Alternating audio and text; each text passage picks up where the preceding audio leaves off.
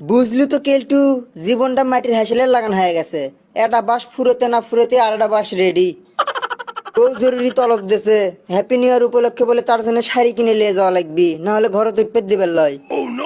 এটা রুগী নাই, কামাই কাজ নাই, এখন 2021 সালটা বোঝা মনে হচ্ছে রে।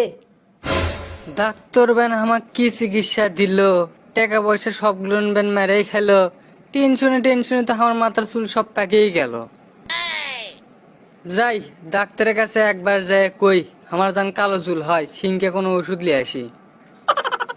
কেবারে ডাক্তার, ডাক্তার সাহেব চেম্বারত আছেন? রুগী আছে রে কেলটু, যা যা বাইরে যা, এবার মনে হয় বইয়ের শাড়ি কেনার টাকা পেয়ে গেছি।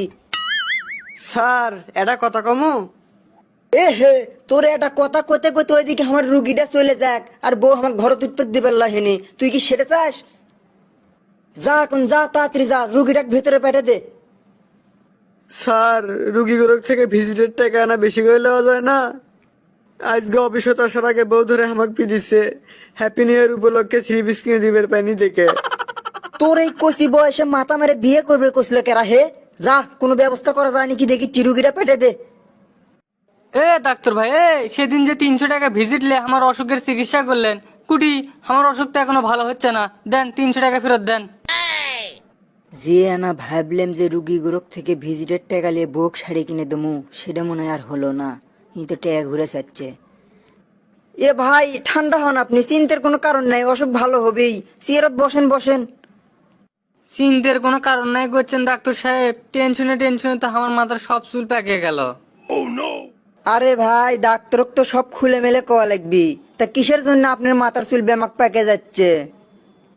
আর কোয়েন না ডাক্তার সাহেব, আমার মাথার যে সব চুল সাদা সাদা হয়ে যাচ্ছে, সেই টেনশনে আমার মাথার সব চুল পেকে যাচ্ছে। টেনশনের কোনো কারণ নাই ভাই, মাত্র 5 মিনিটে আপনার মাথার সাদা সাদা চুল নাই হয়ে যাবি। সেই ওষুধ আমার কাছে আছে, কিন্তু খরচ যে আনা বেশি পড়বি। ডাক্তার সাহেব সেদিনে না আমার কালো চুল হওয়ার জন্য 300 টাকা ভিজিট নিলেন, আজকে কম আবার টাকা চাচ্ছেন। 300 না টাকা দিয়েছেন, সেটা আবার করছেন? ওইলে টাকার তো ডেট এক্সপায়ার হয়ে গেছে। আপনি কি চিকিৎসা নিবেন নাকি অন্য রুগী ডাকমু? আমার হাতত সময় কম। ডাক্তার সাহেব আবার টাকা পয়সা দেওয়া লাগবি। আচ্ছা টাকা পয়সা যায় যাক, কিন্তু আমার মাথার তাও কালো চুল এনে দেন। টাকা লাগবে 500, যদি রাজি থাকেন তাহলে কন, আপনার মাথার সাদা চুল নাই করে দিচ্ছি। ডাক্তার সাহেব তাই বলে 500 টাকা না বেশি হয়ে গেল না? আচ্ছা যাক 500 টাকা যায় যাক, তাও আমার মাথার কালো চুল এনে দেন ডাক্তার সাহেব। এ কেলটু, একটা বিলেট লিয়ে আয় তো। বিলেট লিয়ে এসে এই ভাইয়ের মাথার সাদা চুলগুলো ফেলে দিয়ে 500 টাকা লে। হ্যাঁ ডাক্তার সাহেব, বিলেটের দাম তো 5 টাকা, আপনি 500 টাকা চান কোন হিসেবে? থাক আমার লাগবে না আপনার কাছ থেকে লাইরে করে লোয়া। বাইরে একটা পূর্ণ বিলেট আছে, ওটা দিয়ে কাম সারে নেবো। হ্যাঁ, এটা আমি কি করলাম? আগে আগে বুদ্ধিতে দেখেছি ফাঁসে গেলাম। যে আনা ভিজিটের টাকা পেলাম হিনি, সেটাও পেলাম না।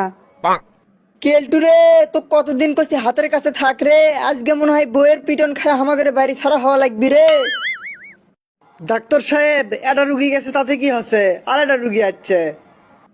কে বলে এনে টান টোকলা বান্ধেলে ভয়ে ভয়ে বাড়ি দেখি যাচ্ছি বইয়ের হাতে মায়ের খাওয়ার জন্য। এর মধ্যে সুখবর দিলু, দে দে পেটে দে, রুগী ডাক পেটে দে। ডাক্তার সাহেব আমি দীর্ঘদিন বেঁচে থাকতে চাই, ইনকে কোনো ওষুধ পাওয়া যাবে আপনার কাছে? হামাক তুলে লাও খোদা, এই জগৎ থেকে হামাক তুলে লাও। আমি বইয়ের জ্বালায় মরিচ্ছি, অর্ধেক জীবন আমার শেষ, আর এই ভাই বলে দীর্ঘ জীবন বেঁচে থাকতে চাই। দীর্ঘজীবী হবেন ভাই? তাহলে এক কাম করেন, আপনি একটা বিয়ে করে ফেলান, তাহলে দীর্ঘজীবী হবার পাবেন। ডাক্তার সাহেব আমি যদি বিয়ে করি তাহলে কি দীর্ঘজীবী হবার পাবো? না না, আপনি তো আগেই বুদ্ধি দেওয়া যাবে লয়। এর আগের রুগী আগে ভাগে বুদ্ধি দেবার যে আমি 300 টাকা ধরা খাইছি। আপনি আগে আমার ভিজিটের টাকা দেন 300টা। আচ্ছা লেন ডাক্তার সাহেব, আপনার ভিজিট 300 টাকা, তাও আমার জিঙ্গে করে হোক, দীর্ঘজীবী হওয়াই লাগবে। আপনি এক কাম করেন ভাই, তাড়াতাড়ি করে একটা বিয়ে করে ফেলান। বইয়ের জ্বালায় দেখবেন আপনার দীর্ঘজীবী হওয়ার ইচ্ছে মিটে গেছে। দেন এখন আমার 300 টাকা দেন।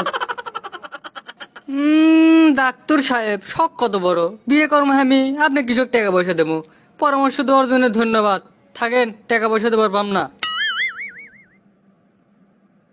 আজকে বাড়িত গেলে আমার খবর আছে। এটা রুগীর থেকেও ভিজিটের টাকা পাইলাম না। বাড়িত গেলে বউ যে আমাকে কি করবি সেটা আমিই বুঝিচ্ছি। এখন দর্শকের করছি, বইয়ের হাতের থেকে বাঁচার যদি কোনো বুদ্ধি থাকে সেটা না কমেন্টে লিখে ফেল দেন তো।